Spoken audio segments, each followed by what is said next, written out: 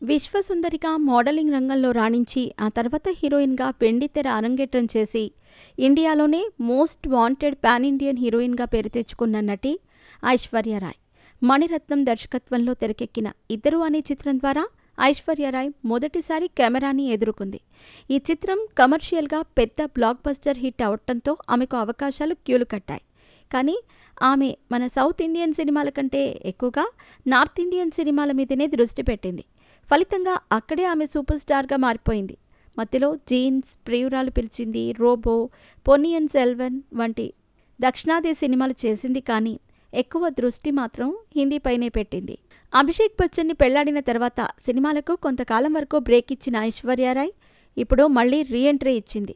Reentry తర్వాత ఆమె సినిమాలను చాలా ఆచితూచి ఎంచుకుంటోంది.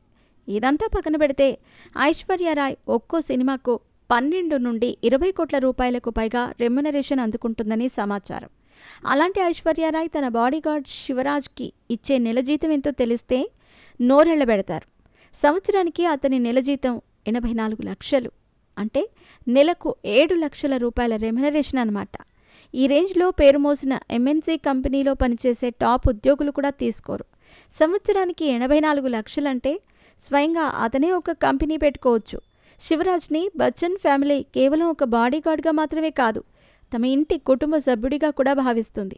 2015వ సంవత్సరంలో బాడీగార్డ్ శివరాజ్ పెళ్లిని స్వయంగా తన చేతుల మీదుగానే జరిపించింది ఐశ్వర్యరాయ్. అంతేకాదు, తాను ఏ ఈవెంట్కి వెళ్ళినా శివరాజ్ ఖచ్చితంగా బందోబస్తుకు రావాల్సిందే.